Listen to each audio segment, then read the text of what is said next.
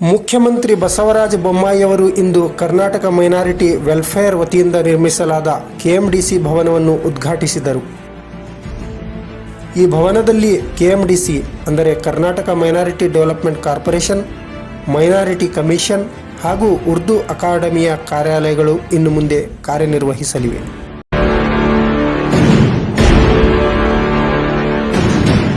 ಬೆಂಗಳೂರಿನ ಶೇಷಾದ್ರಿಪುರಂನಲ್ಲಿ ಕೆಎಂಡಿಸಿ ಭವನ ನಿರ್ಮಾಣಗೊಂಡಿದ್ದು, ಕರ್ನಾಟಕ ಅಲ್ಪಸಂಖ್ಯಾತರ ಆಯೋಗ, ಕರ್ನಾಟಕ ಅಲ್ಪಸಂಖ್ಯಾತರ ಅಭಿವೃದ್ಧಿ ನಿಗಮ ಮತ್ತು ಕರ್ನಾಟಕ ಉರ್ದು ಅಕಾಡೆಮಿ ಇವುಗಳ ನೂತನ ಕಚೇರಿಗಳ ಸಂಕೀರ್ಣ ಇದಾಗಿದೆ. ಈ ಸಂದರ್ಭದಲ್ಲಿ minority commission chairman Abdul Azeem, Karnataka ರಾಜ್ಯ Haj committee chairman Raufuddin Kacheriwala, Bengaluru central ಸಂಸದ ಪಿಸಿ ಮೋಹನ್ ಹಾಗೂ ಧಾರವಾಡ ಶಾಸಕ ಅರವಿಂದ್ ಬೆಲ್ಲದ್ ಸೇರಿದಂತೆ ಅನೇಕ ಸಾಮಾಜಿಕ ಕಾರ್ಯಕರ್ತರು ಹಾಗೂ ಸರ್ಕಾರಿ ಅಧಿಕಾರಿಗಳು ಉಪಸ್ಥಿತರಿದ್ದರು.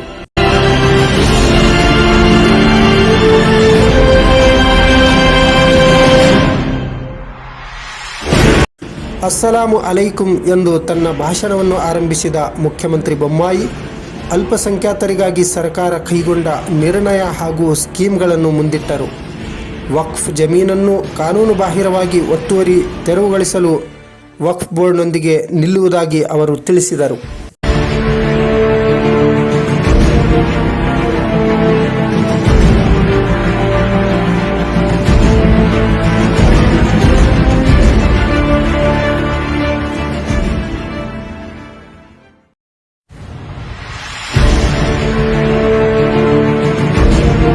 ನನಗೆ ಭಾಳ ಸಂತೋಷ ಆಗಿದೆ. ಕರ್ನಾಟಕ ಮೈನಾರಿಟಿ ಡೆವಲಪ್ಮೆಂಟ್ ಕಾರ್ಪೊರೇಷನ್ ತಂದೆ ಆದಂಥ ಒಂದು ಕಟ್ಟಡವನ್ನು ಬೆಂಗಳೂರಿನ ಕೇಂದ್ರ ಸ್ಥಳದಲ್ಲಿ ಹೊಂದಿ ತನ್ನ ಕಾರ್ಯವನ್ನು ಉತ್ತಮ ರೀತಿಯಲ್ಲಿ ಮಾಡೋದಕ್ಕೆ ಭವ್ಯವಾಗಿರುವಂಥ ಒಂದು ಭವನ ತಾವು ನಿರ್ಮಾಣ ಮಾಡಿಕೊಂಡಿದ್ದೀರಿ. ನಿಮಗೆ ಅಭಿನಂದನೆಗಳನ್ನು ಸಲ್ಲಿಸ್ತೀನಿ.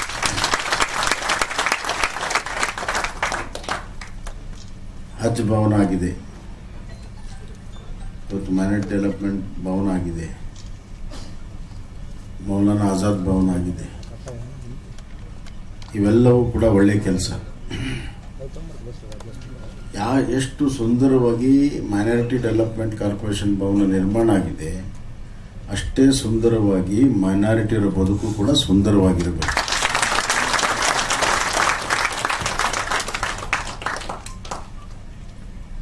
ನಾನು ನಮ್ಮ ಮುಸಲ್ಮಾನ್ ಬಾಂಧವರು, ಜೈನ್ ಬಾಂಧವರು, ಕ್ರಿಶ್ಚಿಯನ್ ಬಾಂಧವರ ಭಾಳ ಅತ್ಯಂತ ಆತ್ಮೀಯವಾಗಿ ನಾನು ಅವ್ರ ಜೊತೆಗೆ ಬೆಳೆದವನು.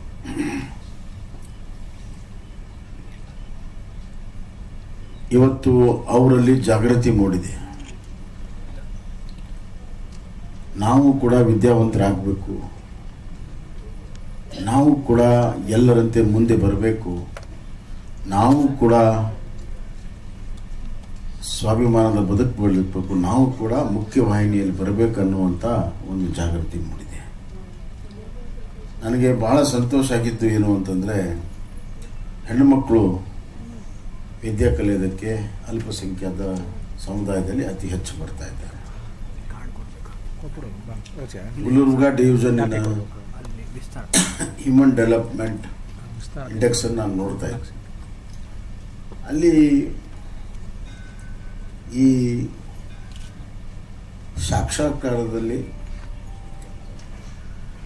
ಹೆಚ್ಚು ಗುಲ್ಬರ್ಗ ಡಿವಿಷನ್ನವರು ಬರೆಯೋದನ್ನು ಓದೋದನ್ನು ಕಲ್ತಿದ್ದಾರೆ ಕಳೆದ 4-5 ವರ್ಷದಿಂದ ಅಂತ ರಿಪೋರ್ಟ್. ಮತ್ತೊಂದು ಸ್ವಲ್ಪ ತಿರುಗಿಸಿ ನೋಡಿದಾಗ ಅದಕ್ಕೆ ಕಾರಣ ಏನು ಅಂತಂದರೆ, ಅಲ್ಪಸಂಖ್ಯಾತ ಹೆಣ್ಣು ಮಕ್ಕಳು ಜಾಸ್ತಿ ಕಲ್ತಿದ್ದರಿಂದ ಆ ಪರ್ಸೆಂಟೇಜ್ ಹೆಚ್ಚಾಗಿತ್ತು. ಇದರ ಅರ್ಥ ಏನು ಅಂತಂದರೆ, ಅಲ್ಪಸಂಖ್ಯಾತ ಸಮುದಾಯದಲ್ಲೂ ಕೂಡ ತಾಯಂದಿರು, ಅಕ್ಕ ತಂಗಿಯರು ಭಾಳ ಬುದ್ಧಿವಂತರಿದ್ದಾರೆ. ಅವ್ರಿಗೆ ಅವಕಾಶವನ್ನು ಕೊಟ್ಟರೆ ಎಲ್ಲ ರಂಗದಲ್ಲೂ ಕೂಡ ಎಲ್ಲರಂತೆ ಮುಂದೆ ಬರ್ತಾರೆ.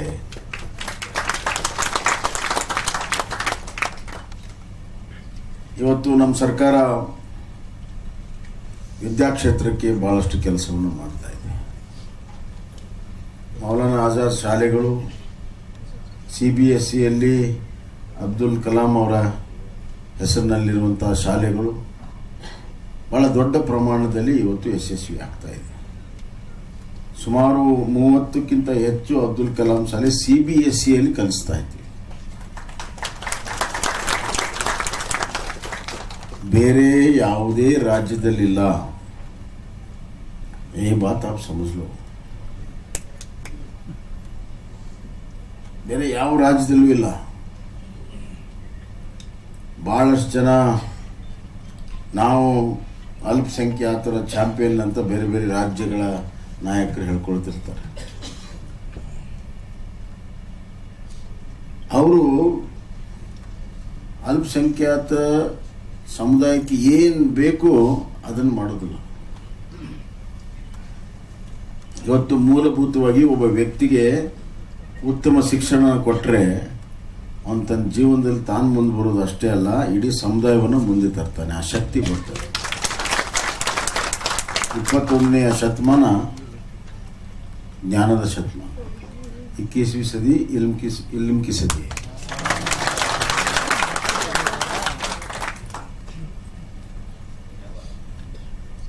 इल्म हासिल करना बहुत जरूरी है. दुनिया बहुत तेज रफ्तार से जा रही है. उस रफ्तार को पकड़ना है तो इल्म को हासिल करना है.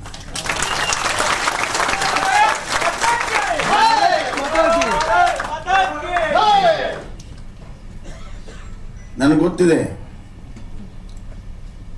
ಅಲ್ಪಸಂಖ್ಯಾತರನ್ನ ಯಾವ ರೀತಿ ಕತ್ತಲಲ್ಲಿ ಇಟ್ಟಿದ್ದಾರೆ ಜನ.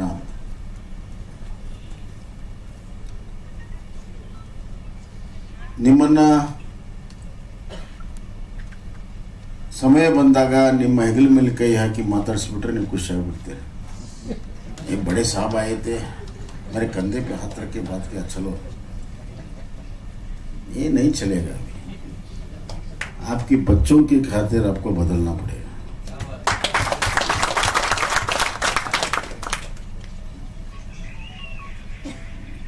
ನಾನು ಹೇಳಿದ್ದು ಕೆಲವರಿಗೆ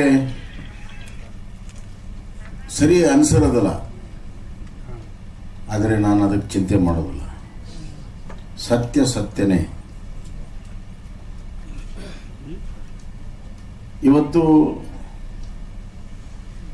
ಅಲ್ಪಸಂಖ್ಯಾತ ಮಕ್ಕಳು ಯಾವ ಕೈಯಲ್ಲಿ ಪೆನ್ಸಿಲ್ಲು ಪೆನ್ ಇರಬೇಕು, ಅಲ್ಪಸಂಖ್ಯಾತ ಮಕ್ಕಳಲ್ಲಿ ಪಾನ ಪಕ್ಕಡಿದೆ. ಬರೋಬ್ಬರ ಇದ್ರೆ ಬರೋಬ್ಬರ ಅಂತ ಹೇಳಿ, ಇಲ್ಲ ಅಂದ್ರೆ ಇಲ್ಲ ಅಂತ ಹೇಳ್ಬೇಕು.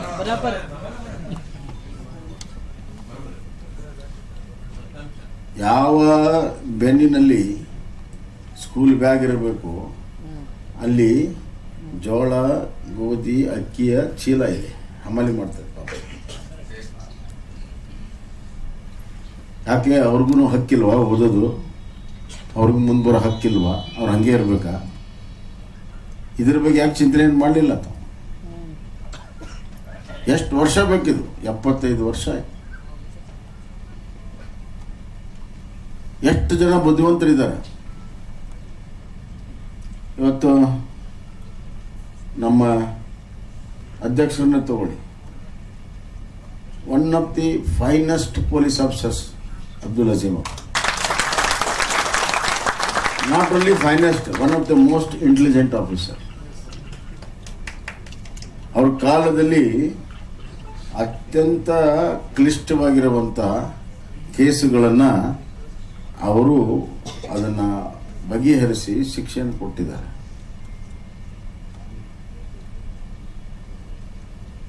ಅವರು ಸಾಮಾನ್ಯ ಕುಟುಂಬದಲ್ಲಿ ಹುಟ್ಟಿ ಬಂದು ಇಷ್ಟು ದೊಡ್ಡ ಪ್ರಮಾಣದಲ್ಲಿ ಸಾಧನೆಯನ್ನು ಮಾಡಿದ್ದಾರೆ. ಅವರಂತೆ ಎಲ್ಲ ಮಕ್ಕಳು ಆಗ್ಬೇಕಲ್ಲ. ನಮ್ಮ ಸರ್ಕಾರದ ಬಗ್ಗೆ ಭಾಳ ಟೀಕೆ ಮಾಡ್ತಾರೆ. ನಮ್ಮ ಸರ್ಕಾರದ ಬಗ್ಗೆ ಭಾಳ ಟೀಕೆ ಮಾಡ್ತಾರೆ. ಆದರೆ ನನ್ನ ಫೈನಾನ್ಸ್ ಸೆಕ್ರೆಟರಿ ಯಾರು ಗೊತ್ತಾ? सब डेवलपमेंट के लिए पैसा किसके हाथ से आता है? ನನ್ನ ಫೈನಾನ್ಸ್ ಸೆಕ್ರೆಟರಿ ಹೆಸರು ಜಾಫರ್.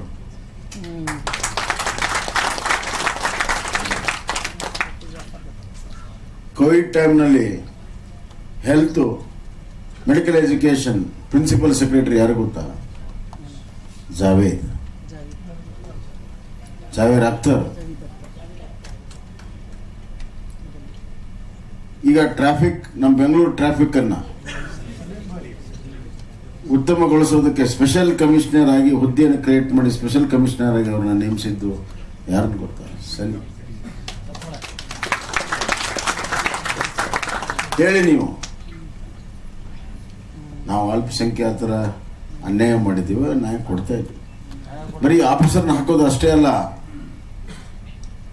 ಈ ವರ್ಷ ಕಳೆದ ವರ್ಷ ಕೋವಿಡ್ ಇದೆ ಅಂತ ಹೇಳಿ ಮಕ್ಕಳಿಗೆ ವಿದೇಶದಲ್ಲಿರುವಂಥವ್ರು ಸ್ಕಾಲರ್ಶಿಪ್ ನಿಲ್ಲಿಸಿದ್ರು, PG ಮಾಡೋರು ಸ್ಕಾಲರ್ಶಿಪ್ ನಿಲ್ಲಿಸಿದ್ರು. ಏನು ಮನೆಯವನ್ನ ಕರೆಕ್ಟ್ ಇದ್ರೆ ಕರೆಕ್ಟ್ ಅಂತೇಳು, ಸುಳ್ಳಿದ್ರೆ ಸುಳ್ಳು ಅಂತೇಳು.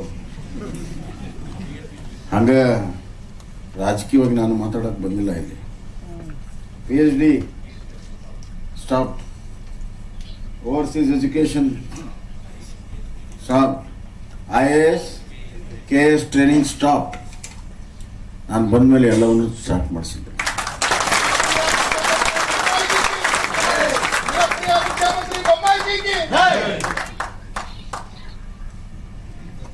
ಸುಮಾರು APJ ಅಬ್ದುಲ್ ಕಲಾಂ ವಸತಿ ಶಾಲೆಗಳು CBSE ಸುಮಾರು 25 ಕೋಟಿ ರೂಪಾಯಿ ಕೊಡ್ತಾ ಇದ್ದೀವಿ. ಆಮೇಲೆ ಆನ್ಲೈನ್ DBT ಈ ವಸತಿ ಶಾಲೆಗೆ, ಆಮೇಲೆ ಸ್ಕಾಲರ್ಶಿಪ್ಗೆ, ವಿದ್ಯಾರ್ಥಿ ನಿಲಯಕ್ಕೆ ಎಲ್ಲಕ್ಕೂ ಕೂಡ ಡೈರೆಕ್ಟಾಗಿ ಪೇಮೆಂಟ್ ಹೋಗೋ DBT ಸಿಸ್ಟಮ್ ಮಾಡಿದೆ. ಇಲ್ಲಿ ನಡಕ್ನವರೇ ಹೊಡೆದು ಬಿಡ್ತಿದ್ರು ಮೊದಲು. ಯಾರು ನಡಕ್ನವ್ರು ಇದ್ರಂತ ನಿಮ್ಗೆ ಗೊತ್ತಿದೆ, ನಾನು ಅದನ್ನು ಹೇಳೋದಿಲ್ಲ. बीच वाले बहुत खतरनाक रहते हैं. अल्लाह ताला और हमारे बीच में कोई नहीं रहना चाहिए.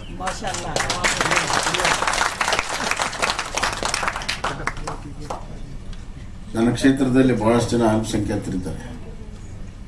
ನಂದು ಅವ್ರದ್ದು ಬಹಳ ಚಲೋ ದೋಸ್ತಿ ಇದೆ. ನಾ ಏನು ಹೇಳ್ತೇನೆ ಗೊತ್ತಾ, ನೀವು ನನಗೆ ವೋಟ್ ಹಾಕಬೇಡ್ರಿ, ತೊಂದರೆ ಇಲ್ಲ. ಅಲ್ಲ, ಒಂದು ನಿಮಿಷ ಕೇಳಪ್ಪ, ನೀನಿಲ್ಲ ಅಲ್ಲಿ.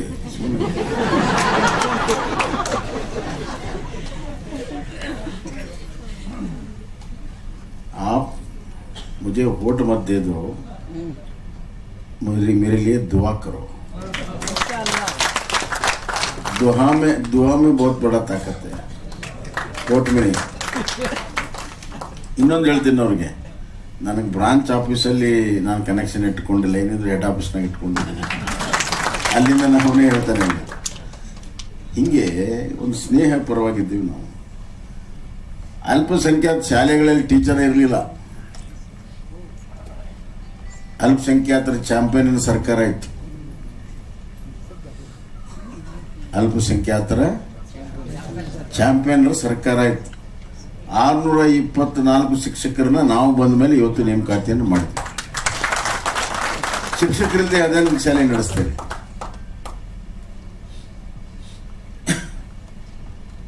ಮತ್ತು ಹಾಸ್ಟೆಲ್ಗಳಲ್ಲಿ ಕೆಪಾಸಿಟಿ 25, ಪ್ರತಿಯೊಂದು ಹಾಸ್ಟೆಲಲ್ಲಿ 25 ಅಲ್ಪಸಂಖ್ಯಾತ ಮಕ್ಕಳಿಗೆ ಕೆಪಾಸಿಟಿ ಹೆಚ್ಚಿಗೆ ಮಾಡಿ ಹೆಚ್ಚಿನ ಅನುದಾನವನ್ನು ಕೊಟ್ಟು 2500 ಮಕ್ಕಳಿಗೆ ಈ ವರ್ಷ ಹೆಚ್ಚು 2500 ಮಕ್ಕಳಿಗೆ ಇವತ್ತು ಹಾಸ್ಟೆಲ್ಗೆ ಅಡ್ಮಿಷನ್ ಸಿಕ್ಕಿದೆ. ಹೆಚ್ಚುವರಿ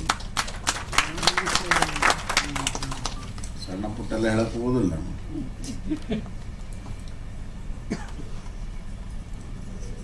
ಸುಮಾರು ಒಟ್ಟು 1460 ಕೋಟಿ ರೂಪಾಯಿಯಷ್ಟು ಮಂಜೂರಾತಿಯನ್ನು ಇವತ್ತು ನಾವು ಕೊಟ್ಟಿದ್ದೇವೆ ಅಲ್ಪಸಂಖ್ಯಾತ ಅಭಿವೃದ್ಧಿಗೆ. ಕ್ರಿಶ್ಚಿಯನ್ ಸಮುದಾಯಕ್ಕೆ 50 ಕೋಟಿ ರೂಪಾಯಿ ಅಂತ ಈಗಾಗಲೇ ಹೇಳಿದ್ದಾರೆ. ಎಲ್ಲರೂ ಮುಂದೆ ಬರ್ಬೋದು ಅಂದಾಗ ದೇಶ ಮುಂದೆ ಬರ್ತದೆ. ಇಲ್ಲಿ ವಾಫ್ ಸಮಿತಿಯ ಅಧ್ಯಕ್ಷರಿದ್ದಾರೆ. ನಿಮ್ಮ ಡ್ಯೂಟಿ ವಾಫ್ ಪ್ರಾಪರ್ಟಿಯನ್ನು ಕಾಪಾಡಿಕೊಳ್ಳುವಂಥದ್ದು ನಿಮ್ಮ ಡ್ಯೂಟಿ. ಕಾಂಪ್ರಮೈಸ್ नहीं होना, अगर कॉम्प्रोमाइज हुआ तो हम कुछ नहीं कर सकते, ऊपर वाले देखते रहते हैं।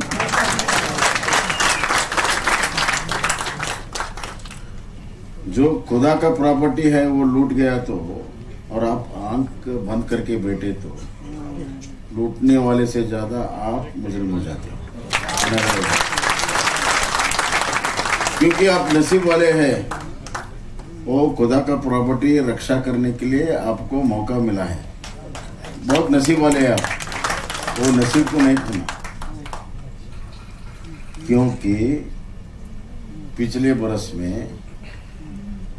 मोर देन 2000 crores ವಾಕ್ ಪ್ರಾಪರ್ಟಿ ಖಾಸಗಿಯವರ ಹೆಸರಿನಲ್ಲಿ ಆಗಿಬಿಟ್ಟಿದೆ. ಹೆಸರಿನಲ್ಲಾಗಿದೆ. ಎನ್ಕ್ರೋಚ್ ಮಾಡಿದ್ರೆ ಬೇರೆ, ಯಾರೋ ಬಡವರಿಗೆ ಒಂದು ಸ್ವಲ್ಪ 5 फीट 10 फीट लिया, ऐसा नहीं है। बड़ा बड़ा एकड़ अपने नाम पे कर दिया है। अभी जाके उसमें एक छोटा सा हम मस्जिद बनाते करके देते हैं क्या क्या है, ಎಷ್ಟು ಅನ್ಯಾಯ. ನಿಮಿಷನಪ್ಪ, ಇದು ಇಷ್ಟಕ್ಕೆ ಸಮಾಧಾನ ನಿನಗೆ? ಏನು ಮಾತಾಡ್ತೀಯ? 2,500 ಕೋಟಿ ಲೂಟ್ ಆಗಿದೆ ಅಂತ, ನಾನು 200 ಕೋಟಿ ಬಂದಿದೆ ಅಂತೀಯ. ಇದೇ ನಿನ್ ಚೇಂಜ್ ಆಗ್ಬೇಕು. ನಾವು ಆದೇಶ ಮಾಡಿರ್ಬೋದು, ಎಲ್ಲಿವರೆಗೂ ಪೂರ್ಣ ಎಷ್ಟು ಒಂದೊಂದು ಇಂಚು ಆ ಪ್ರಾಪರ್ಟಿ ವಾಪಸ್ ಬರೋದಿಲ್ವೋ ಅಲ್ಲಿವರೆಗೂ ನೀವು ಸುಮ್ಮನೆ ತುಂಬಿರ್ಬಾರ್ದು, ನಾವು ಸುಮ್ಮನೆ.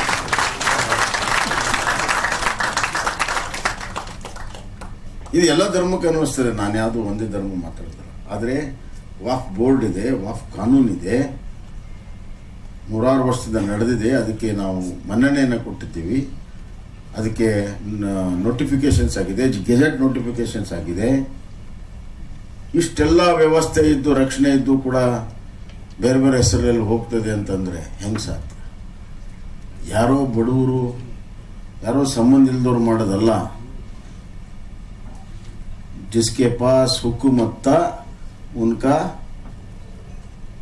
ये हिकमत का काम है. ಇಲ್ಲ ಮಾಡಕ್ ಸಾಧ್ಯ ಇಲ್ಲ. ಈಗ ಅವ್ರ ಅಧ್ಯಕ್ಷರು ಇದ್ದಾರೆ, ಯಾರು ಹೋಗಿ ನೀವು ಯಾವ್ದಾರು ಒಂದು ಪ್ರಾಪರ್ಟಿ ನಿಮ್ಗೆ ಹೆಸರು ಹಚ್ಚಿ ಕೊಡ್ತಾರ ನೋಡಿ, देते हैं क्या? जो अभी गवर्नमेंट में रहे तो भी कुछ कर सकते हैं, अगर बाहर के लोग कहाँ कर सकते हैं क्या? अंदर के आदमी का अंदर का काम है. ಇದ್ರ ಬಗ್ಗೆ ಜಾಗೃತಿ ಆಗಬೇಕು ಸಮುದಾಯ. ನಾವೇನು ಯಾರ್ದು ಏನು ಬೇರೆ ಕೇಳ್ತಾ ಇಲ್ಲ, ನಮ್ಮ ವಾಕ್ ಪ್ರಾಪರ್ಟಿ ನಮಗೆ ಕೊಡ್ರಿ ಅಂತ ಕೇಳ್ತಾ ಇದ್ದೀವಿ ಅಲ್ವಾ? ನೀವು ಅದನ್ನು ಹೆಂಗೆ ರಿಕವರಿ ಮಾಡ್ತೀರಿ? ನೀವು ಸ್ಟಾರ್ಟ್ ಮಾಡ್ರಿ, ನಿಮ್ಮ ಜೊತೆಗೆ ನಾವು ಗಟ್ಟಿಯಾಗಿ ನಿಂತು. ಈಗ ಹೆಂಗೆ ನೆಲಮಂಗಲದ ಮಾಡಿದ್ರಿ ಹೇಳ್ತೀನಿ ಕೇಳಿ, ಜನರಲ್ಲಾಗಿ ಹೇಳ್ಬಿಡ್ತೀನಿ ನಾವು. ನೆಲಮಂಗಲ ಹೆಂಗೆ ಚಾಲೂ ಮಾಡಿದ್ರೆ ಹಂಗೆ ಇಡೀ ರಾಜ್ಯದಲ್ಲಿ ಆಗ ಒಂದು ದಕ್ಷ ಅಧಿಕಾರಿ ಮನೆಯವ್ರು ನಾನು ಕೊಟ್ಟಿದ್ದೀವಿ. ಅದಕ್ಕೆ ನೀವು ಬರೀ ಹಿಂಗೆ ಮಾಡ್ರಿ ಅಂತ ಹೇಳಿದ್ರೆ ಸಾಕು, ಮಿಕ್ಕಿದೆಲ್ಲ ಮಾಡ್ತಾರೆ. ಬಹಳ ಧೈರ್ಯ ಇದೆ. ಆಮೇಲೆ ಈ ಮೈನಾರಿಟಿ ಡೆವಲಪ್ಮೆಂಟ್ ಕಾರ್ಪೊರೇಷನಿಂದ ಅರ್ಹ ಫಲಾನುಭವಿಗಳಿಗೆ ಆಯ್ಕೆ ಮಾಡಿ ಅವ್ರಿಗೆಲ್ಲ ರೀತಿ ಸಹಾಯ ಸಹಕಾರ ಮಾಡಿ ಅವರು ಜೀವನದಲ್ಲಿ ಮುಂದೆ ಬರಬೇಕಾದ್ರೆ ಇವತ್ತಿನ ಭಾರತ ದೇಶದ ಪರಿಸ್ಥಿತಿಯಲ್ಲಿ 3 ಇಗಳು ಬಹಳ ಮುಖ್ಯ.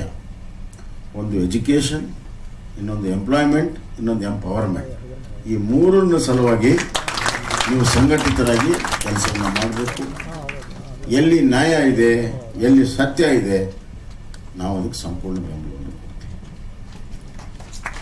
ಇನ್ನು ಸಮುದಾಯದಲ್ಲಿರುವಂಥ 1-2% ಬಗ್ಗೆ ಕೂಡ ಮಾತನಾಡಿದೆ. ಅವರನ್ನು ಕೂಡ ಆ ರೀತಿಯ ಕೃತ್ಯ, ದೇಶದ್ರೋಹದ ಕೃತ್ಯ, ಸಾರ್ವಜನಿಕರನ್ನ ತೊಂದರೆ ಮಾಡುವಂಥ ಕೃತ್ಯ, ಹಿಂಸೆ ಮಾಡುವಂಥ ಕೃತ್ಯಕ್ಕೆ ಯಾರು ಕೂಡ ಬೆಂಬಲ ಕೊಡಬಾರದು. ಮತ್ತು ಅಂಥವ್ರ ವಿರುದ್ಧ ಎಲ್ಲರೂ ಕೂಡ ಎದ್ದು ನಿಲ್ಲಬೇಕು ಅಂತೇಳಿ ನಾನು ಕರೆಯನ್ನು ಕೊಡ್ತೀನಿ. ಅಂದಾಗ ಸಮಾಜಕ್ಕೆ ಒಳ್ಳೆಯ ಹೆಸರು ಬರ್ತದೆ, ದೇಶಕ್ಕೆ ಒಳ್ಳೆಯ ಹೆಸರು ಬರ್ತದೆ, ಸಮಾಜದಲ್ಲಿ ಸೌಹಾರ್ದತೆ ಬರ್ತದೆ. ನಾವು ಆ ಒಂದು ಸಮಾಜದಲ್ಲಿ ಸೌಹಾರ್ದತೆ ಬರಬೇಕನ್ನುವಂಥ ಕಾರಣಕ್ಕಾಗಿ ಕೆಲಸವನ್ನು ನಾವು ಸೇರಿ ಮಾಡುವಂಥದ್ದು ಅವಶ್ಯಕತೆ ಇದೆ. ಅಂಥ ಕೃತ್ಯ ಮಾಡೋರನ್ನ ಹೊರಗಿಟ್ಬಿಡಿ. ಯಾವ ಕಾರಣಕ್ಕೂ ಕೂಡ ಅವಕಾಶವನ್ನು ಕೊಡಬಾರ್ದು ಅಂತ ಈ ಸಂದರ್ಭದಲ್ಲಿ ಹೇಳಿ, ಕ್ರಿಶ್ಚಿಯನ್ ಸಮುದಾಯ ಭಾಳ ಪ್ರಗತಿಪರವಾಗಿರುವಂಥ ಮತ್ತು ಎಲ್ಲರ ಜೊತೆಗೆ ಹೊಂದ್ಕೊಂಡು ಹೋಗುವಂಥ ಒಂದು ಸಮುದಾಯ. ಅವರು ಪ್ರತಿ ವಾರ ಸಂಡೇ ಪ್ರೇಯರ್ಸಲ್ಲಿ ಇಡೀ ಜಗತ್ತಿಗೆ ಒಳ್ಳೆಯದಾಗಲಿ ಅಂತ ಹೇಳಿ ಪ್ರೇ ಮಾಡ್ತಾರೆ. ಆ ಸಮುದಾಯ ಜೊತೆಗೂ ನನ್ನ ಅತ್ಯಂತ ಆತ್ಮೀಯವಾದಂಥ ಸಂಬಂಧ ಇದೆ. ಕ್ರಿಸ್ಮಸ್ಗೆ ನನಗೆ ಎಷ್ಟು ಕೇಕ್ಗಳು ಬರ್ತಾ ಗೊತ್ತಾನೆ, हाँ पूरा इस हॉल को बांट सकता उतना के साथ, उतना दोस्त लोग हैं पहले से बचपन से आदमी. ಆದ್ದರಿಂದ ಎಲ್ಲರೂ ಕೂಡಿ ಒಂದಾಗಿ ಭಾರತ ದೇಶವನ್ನು ನಾವು ಕಟ್ಟೋಣ, ಭಾರತ ಮಾತೆಯ ಒಂದು ಶ್ರೇಯಸ್ಸನ್ನು ಮಾಡೋಣ. ಎಲ್ಲ ಧರ್ಮ ಗ್ರಂಥಗಳಲ್ಲಿ ಏನು ಹೇಳ್ತಿದ್ರು ಗೊತ್ತಾ, ಮೊದಲು ನಿನ್ನ ಮಾತೃಭೂಮಿಯನ್ನು ಪೂಜಿಸು, ಮೊದಲು ನಿನ್ನ ಮಾತೃಭೂಮಿಗೆ ನಿನ್ನ ನಿಯತ್ತಿರಲಿ. ಎಲ್ಲ ಇದರಲ್ಲೂ ಕೇಳ್ತಾರೆ. ಮತ್ತು ಯಾವುದೇ ಧರ್ಮ ಹಿಂಸೆಯನ್ನು ಪ್ರಚೋದನೆ ಮಾಡೋದು. ಯಾವುದೇ ಧರ್ಮ ಎಲ್ಲಿ ಹಿಂಸೆ ಇದೆ ಅದು ಧರ್ಮದ ವಿರುದ್ಧ ಅಂತ ತಿಳ್ಕೊಂಡು. ಇಲ್ಲಿ ಭಾರತದಲ್ಲಿ ಎಷ್ಟು ಧರ್ಮಗಳು ಹುಟ್ಟಿದೆ. ಹಿಂದೂ ಧರ್ಮ ಹುಟ್ಟಿದೆ, ಜೈನ ಧರ್ಮ ಹುಟ್ಟಿದೆ, ಸಿಖ್ ಧರ್ಮ ಹುಟ್ಟಿದೆ, ಬೌದ್ಧ ಧರ್ಮ ಹುಟ್ಟಿದೆ. ಎಲ್ಲದಕ್ಕೂ ಇಲ್ಲಿ ಸ್ಥಾನ ಇದೆ. ಜೈನ ಧರ್ಮ ಅಂತೂ ಅಹಿಂಸೆ ಪರಮೋ ಧರ್ಮ ಅಂತ ಅವರು ಮಾಡಿರ್ಬೋದು. ಅಲ್ಲಿ ಹಿಂಸೆಗೆ ಅವಕಾಶನೇ ಇಲ್ಲ. ಒಂದು ಸಣ್ಣ ಪ್ರಾಣಿನೂ, ಒಂದು ಇರುಬಿನೂ ಕೂಡ ಕೊಲ್ಲೋದಕ್ಕೆ ಇಲ್ಲ ಅಲ್ಲಿ. ಅಂಥ ಒಂದು ಶ್ರೇಷ್ಠವಾಗಿರುವಂಥದ್ದು. ಮಹಾವೀರರು ಅತ್ಯಂತ ತ್ಯಾಗಿಯರು, ಬುದ್ಧ ತ್ಯಾಗ. ಮಹಾವೀರ ಬಗ್ಗೆ ಒಂದು ನಿಮಿಷ ಹೇಳಿ ನಾನು ಮಾತನ್ನು ಮುಗಿಸ್ತೀನಿ. ಮಹಾವೀರ ಎಷ್ಟು ಶ್ರೇಷ್ಠರು ಅಂತಂದರೆ, ಅವರು ಇಡೀ ರಾಜ್ಯವನ್ನು ತ್ಯಾಗ ಮಾಡೋಕ್ಕೆ ತೀರ್ಮಾನ ಮಾಡ್ತಾರೆ. ರಾಜಸತ್ವ, ಅರಮನೆ, ಟ್ರೆಜರಿ ಎಲ್ಲ ತ್ಯಾಗ ಮಾಡ್ತಾರೆ. ಎಲ್ಲರಿಗೂ ಕೊಟ್ಬಿಡ್ತಾರೆ. ಯಾರು ಬರ್ತಾರೆ ಎಲ್ಲರೂ ಕೊಟ್ಟ ಮೇಲೆ ಇನ್ನೇನು ಕಾಡಿಗೆ ಹೋಗ್ಬೇಕು ಅನ್ನೋಷ್ಟರಲ್ಲಿ ಅವರು ಮೈ ಮೇಲೆ ಒಂದು ಬಟ್ಟೆಯನ್ನು ಹಾಕ್ಕೊಂಡಿರ್ತಾರೆ. ಅದರಲ್ಲಿ ಡೈಮಂಡ್ ಖಚಿತವಾಗಿರುವಂಥ ಬಟ್ಟೆ ಇರ್ತದೆ. ಒಬ್ಬ ಕುಂಟ ಓಡ್ಕೊಂಡು ಬರ್ತಾನೆ, ಬಂದು ಎಲ್ಲರಿಗೂ ಕೊಟ್ಟರೆ ನನಗೆ ಕೊಡಲಿಲ್ಲ, ನೀ ಬರಬೇಕಿಲ್ಲಪ್ಪ, ನನ್ನ ಹತ್ರ ಏನೂ ಇಲ್ಲ, ಈಗ ಕೇಳಕ್ಕೆ ಬಂದಿಲ್ಲ, ನಿಮ್ಮ ಹತ್ರ ಏನಿದೆ ಅದನ್ನೇ ಕೊಡ್ರಿ. ಅವನು ಹಿಂಗೆ ನೋಡಿಕೊಂಡು ಅವರ ಬಟ್ಟೆ ಇರ್ತದಲ್ಲ ಅದನ್ನ ಹರಿದು ಅವ್ನು ಕೊಡ್ತಾರೆ. ಮುಂದೆ ಹೋಗ್ತಾರೆ. ಕಾಡಕ್ಕೆ ಪ್ರವೇಶ ಆಗಬೇಕಾದ್ರೆ ಆ ಅರ್ಧ ಇರುವಂಥ ಬಟ್ಟೆ ಒಂದು ಗಿಡಕ್ಕೆ ತಾಗಿ ಹಿಡ್ಕೊಳ್ತಿರ್ತದೆ. ಅವಾಗ ಮಹಾವೀರ ಹೇಳ್ತಾರೆ, ಓ ನನಗಿನ್ನ ವ್ಯಾಮೋಹ ಇದೆ ಅಂತ ಹೇಳ್ಕೊಟ್ಟಿಯ ನೀನು, ನಿನಗೆ ಬೇಕಾಯಿತು ಅಂಥೇಳಿ ಅದನ್ನು ಗಿಡದ ಮೇಲೆ ಹಾಕಿ, ಡೈಮಂಡನ್ನು ಗಿಡದ ಮೇಲೆ ಹಾಕಿ ಕಾಡಿನಲ್ಲಿ ಹೋಗ್ತಾರೆ ದಿಗಂಬರಾಗಿ. ಇಷ್ಟು ದೊಡ್ಡ ತ್ಯಾಗದ ಇತಿಹಾಸ ಇದೆ ನಮ್ಮ ನಾಡಿನಲ್ಲಿ. ಆದ್ದರಿಂದ ಎಲ್ಲ ಧರ್ಮಗಳು ಮೂಲ ತತ್ವ ಒಂದೇ ಇದೆ, ಮಾನವನ ಕಲ್ಯಾಣ. ಆ ಮಾನವನ ಕಲ್ಯಾಣಕ್ಕೆ ನಾವೆಲ್ಲ ಭದ್ರ ಕೆಲಸ ಮಾಡೋಣ, ಒಳ್ಳೆ ಕೆಲಸ ಮಾಡೋಣ. ಅವಕಾಶ ಸಿಕ್ಕಾಗ ಇನ್ನಷ್ಟು ಒಳ್ಳೆ ಕೆಲಸವನ್ನು ಮಾಡೋಣ. ಎಲ್ಲೆಲ್ಲಿ ಅನ್ಯಾಯ ಇದೆ, ಎಲ್ಲೆಲ್ಲಿ ಅನೀತಿ ಇದೆ, ಎಲ್ಲೆಲ್ಲಿ ಹಿಂಸೆ ಇದೆ ಅದನ್ನು ಖಂಡನೆಯನ್ನು ಮಾಡೋಣ. ಎಲ್ಲಿ ನ್ಯಾಯ ನೀತಿ ಧರ್ಮ ಇದೆ ಅಲ್ಲಿ ಪುರಸ್ಕಾರವನ್ನು ಮಾಡೋಣ. ಎಲ್ಲರೂ ಒಂದಾಗಿ ಹೋಗೋಣ. ಧನ್ಯವಾದಗಳು. ಕಳೆದ 8 ವರ್ಷದಲ್ಲಿ ಆಗದಿರುವಂಥ ಕೆಲಸ, 75 ವರ್ಷಗಳಲ್ಲಿ ಆಗದಿರುವಂಥ ಕೆಲಸ 8 ವರ್ಷಗಳಲ್ಲಿ ಕೇಂದ್ರದಲ್ಲಿ ನರೇಂದ್ರ ಮೋದಿ ಅವರ ಸರ್ಕಾರ ಮಾಡಿದ್ದಾರೆ ಅಂತ ಹೇಳಿದ್ರೆ ತಪ್ಪಾಗಲಾರದು. ಒಂದು ಕಾಲದಲ್ಲಿ ಅಲ್ಪಸಂಖ್ಯಾತರ ಒಂದು ಇದು ಅಂತ ಹೇಳಿದ್ರೆ ಅದೊಂದು ನೆಗ್ಲೆಕ್ಟ್ ಆಗಿತ್ತು ಹಿಂದಿನ ಸರ್ಕಾರಗಳಲ್ಲಿ. ಆದರೆ ಇವತ್ತು ನಮ್ಮ ಕೇಂದ್ರ ಸರ್ಕಾರ ಹಾಗೂ ರಾಜ್ಯ ಸರ್ಕಾರ, ಡಬಲ್ ಇಂಜಿನ್ ಸರ್ಕಾರ, ಈ ಒಂದು ಅಲ್ಪಸಂಖ್ಯಾತರನ್ನು ಮುಖ್ಯವಾಹಿನಿಗೆ ತರಲಿಕ್ಕೆ ಸಂಪೂರ್ಣವಾದ ಪ್ರಯತ್ನ ಮಾಡ್ತಿರೋದೇ ಇವತ್ತು ತಮಗೆ ಗೊತ್ತಾಗ್ತಾ ಇದೆ. ಇವತ್ತು ತಮಗೆಲ್ಲ ಗೊತ್ತಿರೋ ಹಾಗೆ ಕೇಂದ್ರದಲ್ಲಿ ಇವತ್ತು ವಿದ್ಯಾರ್ಥಿ ವೇತನ ಶುಲ್ಕ ಸುಮಾರು 1 ಲಕ್ಷ ಜನಕ್ಕೆ 48 ಕೋಟಿ ರೂಪಾಯಿಯನ್ನು ಕೊಟ್ಟಿರೋದು ತಾವೆಲ್ಲರೂ ಕೂಡ ನೆನೆಸ್ಕೊಳ್ಬಹುದು. ಉನ್ನತ ಶಿಕ್ಷಕ್ಕಾಗಿ ಸುಮಾರು 4 ಕೋಟಿ ರೂಪಾಯಿಯಷ್ಟು 4,000 ವಿದ್ಯಾರ್ಥಿಗಳು ಕೂಡ ಕೊಟ್ಟಿದೆ. ಹಿಂದೆ ಜೈನರಾಗಲಿ, ಬುದ್ಧರಾಗಲಿ ಮತ್ತೆ ಸಿಖ್ಖರನ್ನು ಒಂದು ಅಲ್ಪಸಂಖ್ಯಾತರಲ್ಲಿ ಅದು ಒಂದು ನೆಗ್ಲೆಕ್ಟ್ ಆಗಿತ್ತು. ಯಾಕೆಂದ್ರೆ ಅವ್ರು ನಿಜವಾದ ಅಲ್ಪಸಂಖ್ಯಾತರು ಅಂತ ನಾನು ಹೇಳಲಿಕ್ಕೆ ಇಚ್ಛೆ ಪಡ್ತೀನಿ. ಆದರೆ ಇವತ್ತು ಆಯೋಗ ಇರೋದಕ್ಕೆ ಕೂಡ ನಾನು ಹೇಳಲಿಕ್ಕೆ ಇಚ್ಛೆ ಪಡ್ತೀನಿ, ಅವರನ್ನು ಕೂಡ ಏನು ಇವತ್ತು ಈ ಒಂದು ಅಲ್ಪಸಂಖ್ಯಾತರಲ್ಲಿ ಏನು ಸೌಲಭ್ಯಗಳು ಸಿಗುತ್ತೋ ಅವ್ರಿಗೂ ಕೂಡ ಒಂದು ಹೆಚ್ಚಿನ ಒಂದು ಅರಿವನ್ನು ಮೂಡಿಸಿ ಆ ಒಂದು ಸಮುದಾಯಗಳು ಕೂಡ ತಗೊಳ್ಳೋದ್ರಲ್ಲಿ ತಾವೆಲ್ಲರೂ ಕೂಡ ಕಾರ್ಯ ವಹಿಸಬೇಕು ಅಂತ ಕೂಡ ನಾನು ಹೇಳಲಿಕ್ಕೆ ಇಚ್ಛೆ ಪಡ್ತೀನಿ. ಇವತ್ತು ಸುಮಾರು 80 ಮದರಸಾಗಳಿಗೆ ಸುಮಾರು 40 ಕೋಟಿ ರೂಪಾಯಿ ಹಣವಷ್ಟು ಕೂಡ ಕೊಟ್ಟು ಅದರ ಒಂದು ಉನ್ನತೀಕರಣ ಕೂಡ ಇವತ್ತು ಮಾಡ್ಕೊಂಡು ಬಂದಿದೆ. ತಮಗೆಲ್ಲ ಆಗೋದು APJ ಅಬ್ದುಲ್ ಕಲಾಂ ಶಾಲೆ ಇವತ್ತು CBSE ಶಾಲೆ ಇವತ್ತು ಒಂದು ಡಿಸ್ಟಿಕ್ಗೆ ಒಂದು ಕೊಟ್ಟು ಇವತ್ತು ಮೊದಲನೆಯ ಒಂದು CBSE ಸರ್ಕಾರಿ ಶಾಲೆ ಅಂತ ಕೂಡ ನಾನು ಹೇಳಲಿಕ್ಕೆ ಇಚ್ಛೆ ಪಡ್ತೀನಿ. ಇವತ್ತು ಅಲ್ಪಸಂಖ್ಯಾತರಿಗೆ ಏನೊಂದು ಮುಖ್ಯವಾಹಿನಿಯಲ್ಲಿ ತರಲಿಕ್ಕೆ ಏನು ನಮ್ಮ ಸರ್ಕಾರಗಳು ಪ್ರಯತ್ನ ಮಾಡ್ತಾ ಇದ್ದನ್ನೆಲ್ಲವನ್ನು ಕೂಡ ತಾವೆಲ್ಲರೂ ಕೂಡ ಉಪಯೋಗಿಸ್ಕೊಳ್ಬೇಕು ಅಂತ ಹೇಳ್ತಾ, ಹಿಂದೆ ಒಂದು ಕಾಲದಲ್ಲಿ ಏನು ಒಂದು ಭಾರತೀಯ ಜನತಾ ಪಾರ್ಟಿ ಅಂತ ಹೇಳಿದ್ರೆ ಅಲ್ಪಸಂಖ್ಯಾತರ ಒಂದು ವಿರೋಧಿ ಅಂತ ಹೇಳ್ತಿದ್ರು. ಆದ್ರೆ ಇವತ್ತು ಕಳೆದ 8 ವರ್ಷಗಳಲ್ಲಿ ಕೇಂದ್ರದಲ್ಲಿ ಮತ್ತೆ ರಾಜ್ಯದಲ್ಲಿ ಮಾಡಿರೋ ಕೆಲಸ ನೋಡಿದ್ರೆ ನಿಜವಾಗ್ಲೂ ಕೂಡ ತಾವೆಲ್ಲರೂ ಕೂಡ ಮೆಚ್ಕೊಳ್ತೀರಾ ಅಂತ ಹೇಳ್ತಾ ನನ್ನ ಮಾತನ್ನು ಮುಗಿಸಿ ನಮಸ್ಕಾರ. ಜೈ ಹಿಂದ್, ಜೈ ಕರ್ನಾಟಕ. देखिए, सूबेदार चत्रम रोड पर यानी शेषाद्रिपुरम में बनाया हुआ ये KMDC भवन आज हमारे रियासत के हरदिल अजीज़ वज़ीर आला ने इसका इफ्तिताह किया है। ये बिल्डिंग जो है 17 करोड़ रुपयों की लागत से बनी हुई है और यहाँ पर 3 ऑफिसेस हैं। एक माइनॉरिटी कमीशन जो फर्स्ट फ्लोर में है, सेकेंड फ्लोर में KMDC है और थर्ड फ्लोर में उर्दू एकेडमी है। ये तीनों ऑफिसेस जो है यहाँ पर हैं। मैं समझता हूँ कि बेंगलोर में ये सबसे बड़ी खूबसूरत आलीशान इमारत जो बनी हुई है और ये बिल्डिंग रेलवे स्टेशन से वॉकेबल डिस्टेंस है, बस स्टैंड से वॉकेबल डिस्टेंस है, मेट्रो से वॉकेबल डिस्टेंस है।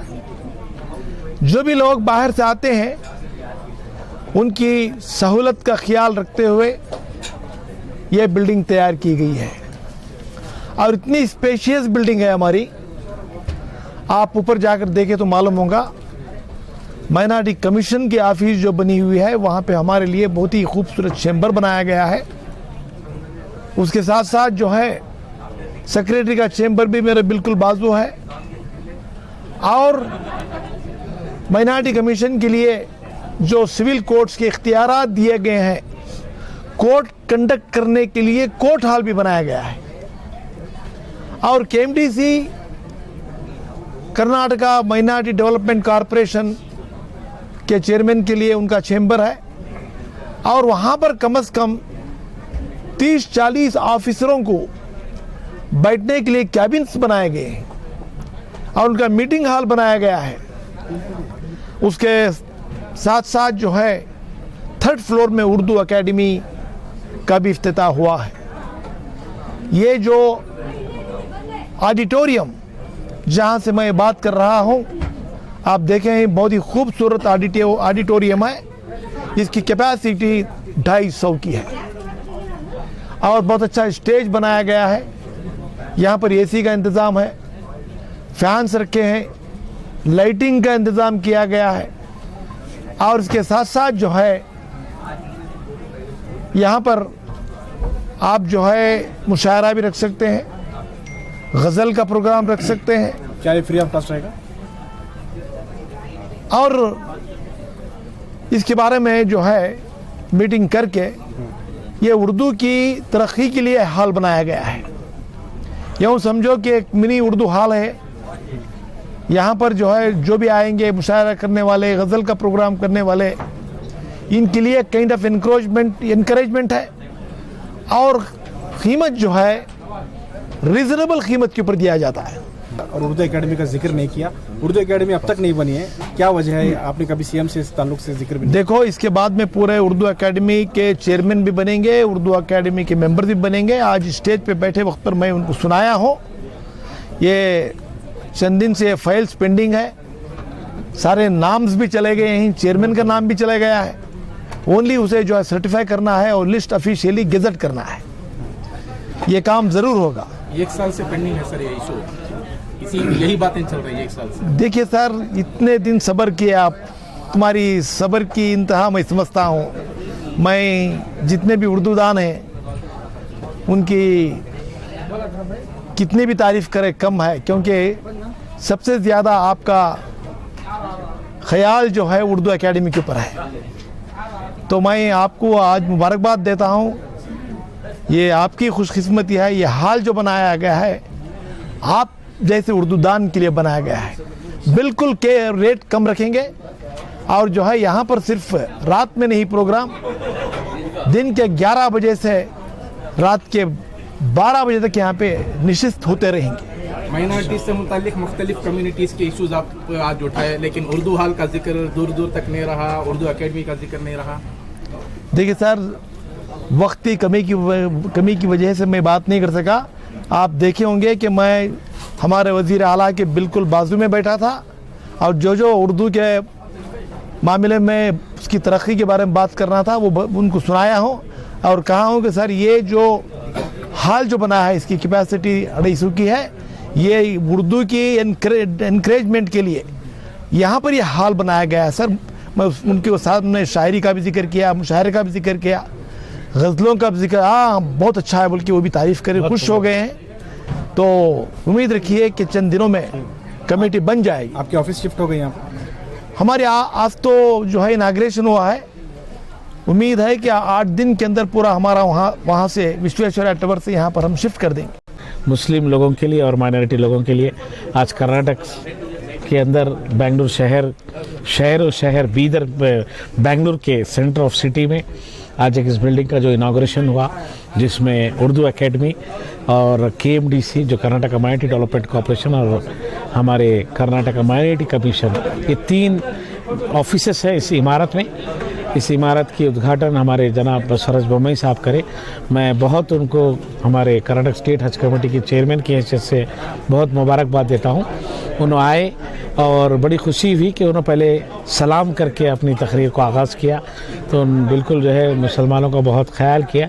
और बड़ी खुशकिस्मती की बात है कि उन्होंने ये भी बताया कि BJP गवर्नमेंट में 2 बड़ी बिल्डिंग के बेंगलुरु के अंदर इनाग्रेशन हुए, ख़ासतौर पे मुस्लिम समाज के लिए, माइनॉरिटी के लिए, जहां बहुत तकलीफ़ होती थी विश्वेश्वरैया टावर में, KMDC हो, कमीशन हो या हमारे और भी जो उर्दू एकेडमी तो काफ़ी दूर थी, हर लोगों को जाने के लिए तकलीफ़ होती थी और ऑफिस में लोगों को जाके वहाँ बात करने के लिए बहुत कंजेस्टेड होता था। लेकिन आज BJP सरकार में ये दोनों बिल्डिंग का इनाग्रेशन हुआ, जिसमें ये आज जो उर्दू एकेडमी और हमारे कमीशन ऑफिस और KMDC, उसके साथ साथ पिछले कुछ दिन पहले मौलाना आज़ाद भवन का भी इनाग्रेशन हुआ, जहाँ डायरेक्टर ऑफ माइनॉरिटी ऑफिस चल रही है। बहुत ज़्यादा सहूलतें आज लोगों को मिल रही, क्योंकि लोग जो दूर से आते हैं उनको जो है ऑफिशियली करस्पॉन्डिंग करने के लिए या ऑफिशियली काम करने के लिए तमाम चीज़ें की सहूलतें हैं। मैं बसवराज बोम्मई साहब को बहुत मुबारकबाद देता हूं कि उन्होंने आज इस बिल्डिंग का इनाग्रेशन किया और हम तमाम लोगों के लिए, ख़ासतौर पे मुस्लिम समाज के लिए बड़े फ़ायदे का मामला है, बड़ा जो है उससे फ़ायदा पहुँचेगा, बड़ा आसानी का मामला आएगा। CM की तकरीर के दौरान बार बार आप हज कमेटी का जिक्र कर रहे थे, लेकिन CM उसे नज़रअंदाज करते रहे, क्या कहना है? नहीं, हज कमेटी के लिए उन्होंने इस बिल्डिंग का इनाग्रेशन में माइनॉरिटी कमीशन के बारे में नहीं माइनॉरिटी करना चाह रहे थे CM? नहीं, हम लोग ग्रांट्स के बारे में पूछना चाह रहे थे, क्योंकि ग्रांट्स अभी कुछ ही दिन के बाद हमारे हज के 2023 का इनाग्रेशन होने वाला है और नए हम वहाँ पे और भी जो कोविड में जो बिल्डिंग ख़राब हुई थी उस बिल्डिंग की मरम्मत करना है, ऑलरेडी हो चुका है। तो CM साहब ने पिछले वादा किया था मैं हज भवन को ग्रांट दूंगा बोल के, बजट भी आ रहा है, तो हम तो इस बजट के अंदर शायद वो ग्रांट देने का वादा किए हैं, तो मैं उसकी तरफ उनका इशारा कर रहा था, लेकिन वो माइनॉरिटी हमारे वक्फ बोर्ड की तरफ उन्होंने ज़्यादा तवज्जो दी। क्या वादा किया आपने? नहीं, मुझे तो बात करके बोले हैं कि हज कमेटी में हम बहुत ज़्यादा डेवलपमेंट करेंगे, काफ़ी अच्छी इमारत है। अभी मंगलूर का हज भवन हमको स्टार्ट करना है, गुलबर्गा करना है, बहुत जल्द से जल्द कराइए। मैं शशिकला जोल्ले मैडम को भी बोला हूँ, जो हमारे हज वक्फ के जो मिनिस्टर हैं, उन्होंने भी जो है वक्त देते बोले इंशाल्लाह ये 8 दिन के अंदर हम लोग मंगलूर का और गुलबर्गा का हज उसका भी काम